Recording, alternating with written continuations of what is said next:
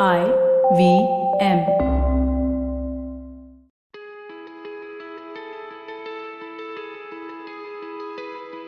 Folks, welcome to Credit Smart with CIBIL. I'm your host, Anupam Gupta. I'm an author and the host of the Paisa Vaisa Podcast. And my guest today is Sujata Ahlawat, Senior VP and Head of Union CIBIL. This episode is especially for people who are new to credit, NTC, where we take you through some simple steps to establish credit and how to maintain a healthy credit score. Welcome, Sujata, to the show, and thank you so much for doing this for our listeners. Hi, Anupam. It's great to be back again. Let's do this. So this episode, Sujata, is about people who are new to credit. I believe it's called NTC. And we're going to tell them about how you can begin your credit journey. So the first question for you, Sujata, is tell us more about who identifies as a new to credit consumer and how are these consumers evaluated by lenders? So, Anupam, I think this is one of our favorite topics. And, as we start looking at how the financial industry is growing, the new to credit consumers are going to play a very important role. So let's begin with understanding who new to credit, or an NTC as we call, is. Somebody who's never taken a loan ever, whether it's a credit card or a personal loan, or somebody who's just stepping into the credit cycle, is somebody who identifies as a new to credit. So let's look at a scenario. So if you've never taken a credit card or not even a consumer durable loan or a personal loan, you will be tagged as a new to credit, where your score actually is shown as NA and NH. These consumers, as you start looking at how lenders evaluate these consumers, obviously because you don't have a track record to show, so lenders are slightly cautious as they start underwriting these consumers as well.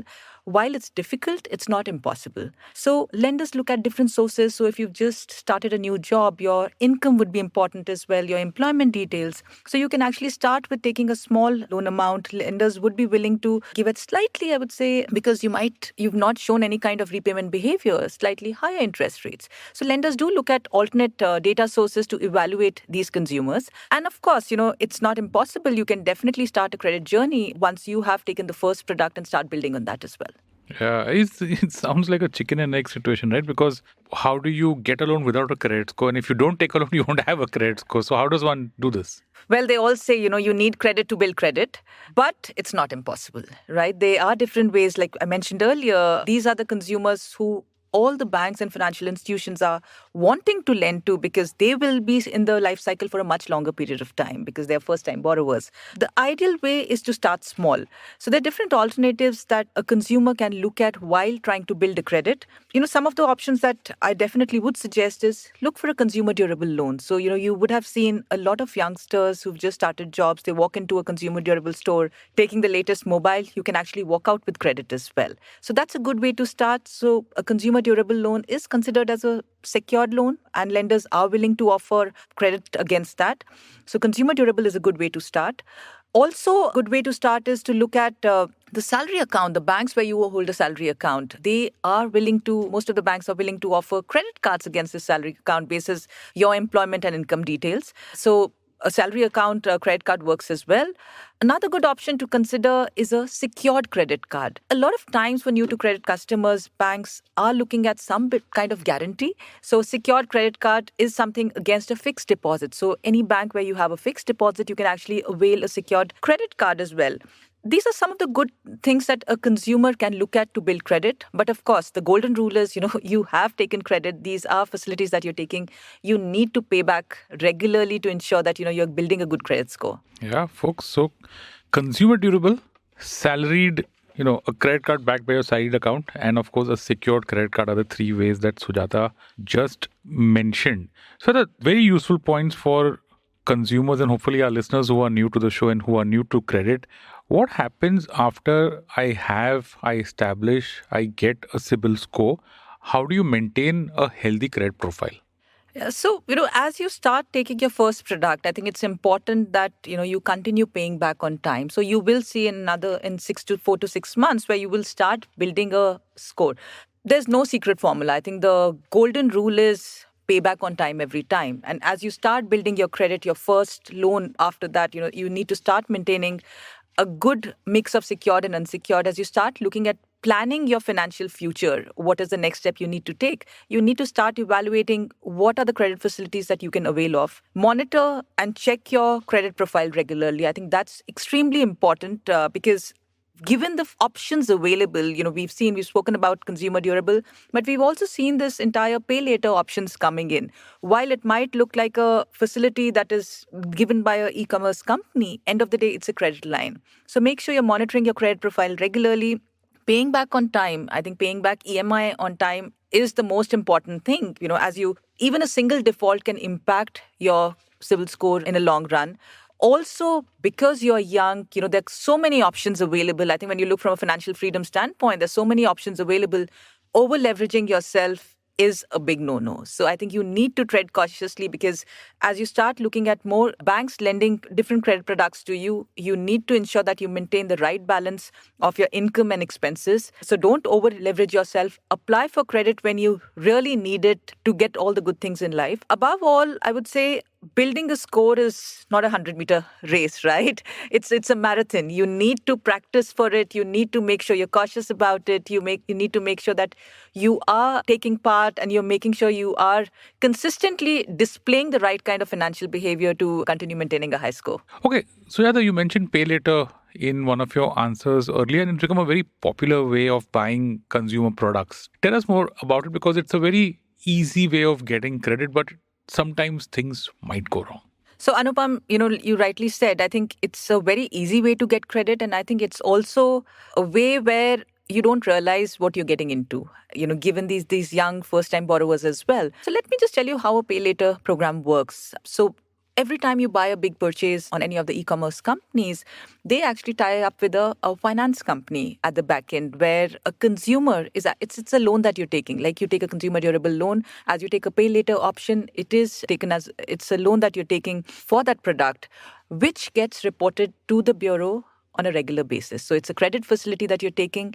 You need to make sure that you're paying back on time, because while it is in the journey, you have to be very, very cautious. The way to also look at it is when you check your credit profile, these pay later options are reported behind the lender who is offering, under the name of the lender who's offering these services with the e-commerce partner. So don't be worried if you see lender that you don't identify with. It's very important to go through all the terms and conditions as you're going through the journey as well, which is the lender who's offering, so that when you start monitoring, and checking your CIBIL score and report, which is the lender who has offered these services to you. Golden rule: it is a credit facility that has been taken by you. You can use it to your advantage, where you're paying back on time, making sure you're building that credit profile as well. So paying back on time, Sujata, I want to ask you a couple of questions out here, especially for any loan, whether it's a credit card, whether it's an EMI. How does repayment of my loan on time work with my credit score? Like, if I'm paying within time, that's great. What if I pay early? What if I am 1 day late versus 10 days late? Does this, does the number of days matter? Or is it like once you missed it, then it doesn't matter? No, I think, Anupam, so let's look at what happens if you're paying early, right? Banks report all this information of your repayment on a regular basis to us. So, some of the banks report on a weekly basis, monthly basis. Paying early would not have too much of an impact. However, it does give that bank the comfort that, you are a good customer. It gets reported and it'll be shown as standard or zero, which means you've not defaulted on the payment date. However, we do understand, I think, situations can be tough for people. A slight delay would have a small impact, but when you look from a perspective of how a score is calculated, it looks at a trend, right? How are you paying regularly late? Are you paying on time, etc.? So while we do understand that sometimes situations might be tough and you've missed a payment by a day, you can always bounce back. So it might not have as much as of impact as you're consistently reporting 30 days late or 60 days late, and it's becoming a trend. So it's not the end of the world, right? It is easy to bounce back, even if by any chance you've really missed a couple of months because of tough job, you've lost your job. It's very easy to bounce back. Patience is the key. And then consistency is what brings you back, and you can continue building a high score. Yeah. Consistency, folks, that's important, because you don't want to make it a trend, right? I mean, as long as you make it just a one-off and you recover and you don't keep on making it into a trend, that will be caught on the credit score for sure, right? Absolutely, absolutely. It's also the more over-leveraged you are, the more amount you have to pay back. It keeps bubbling up, right? It's like those credit card interest outstandings. Oh, that's a tough one. Just one last question on over leverage. What does that mean? Does that mean that If I have a credit card with a limit of say 1 lakh, is it that if I go towards 90, 95 or max the whole one, then that's bad and I should typically keep it low? Yeah. How does that work? So that's called credit utilization. That basically does have an impact on your score. So credit utilization is amount of credit that's allocated to you and how much are you maxing it. So if you're consistently close to 100%, means that you're not able to pay your credit card dues on time and hence utilization is increasing, which will have an impact on your score as well. About 40 to 50% is something that consumers should aim at, because as you start looking at income to debt ratio, which is how much do you earn and how much outstanding do you have, it will impact your financial discipline as well, not just the score, but how you're looking at taking new credit and paying back. Yeah. What do I do with these SMSs that come? You have been granted a pre-approved credit card, and what if I keep on taking all those credit cards and suddenly I have a nice big limit but I don't use it, and ultimately my credit utilization ratio is, I don't know, maybe 10% or 5%. Does that also? Having too many cards and not using them, I would not say it will not have a very positive impact. Neither would it have a negative impact. I think to look at it is, when you look from a credit profile perspective, you need to have the right balances of secured and unsecured products. So too many credit cards or too many unused products also means that kind of data and, information that you need to take care of. You should not miss any of those. But I think the key is too many unsecured loans will not really help you increase your score too much. But I think having the right kind of secured and unsecured is important. And that's a wrap on this episode of Credit Smart with CIBIL. Thank you for tuning in, folks. I'm your host, Anupam Gupta, along with Sujata Ahlawat from Union CIBIL. We will be back with more discussions on the CIBIL score in the next episode on the IVM Podcast app, website, and on all major podcast streaming platforms.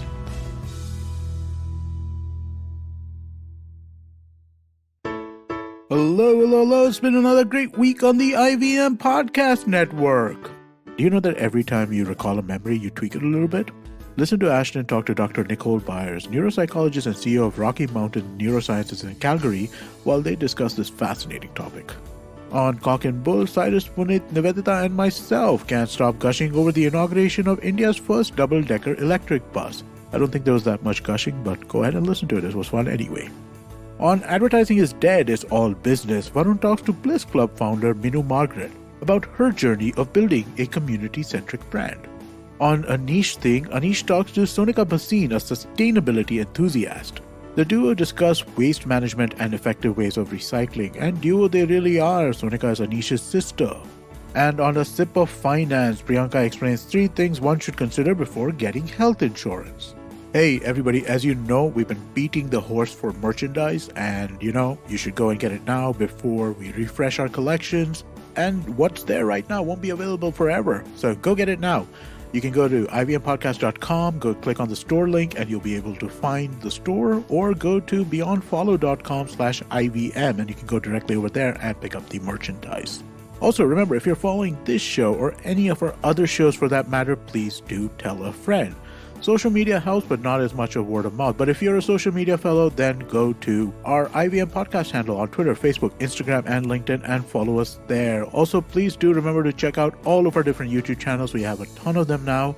You can go to ivmpodcast.com/YouTube, where we maintain a list of all of these channels.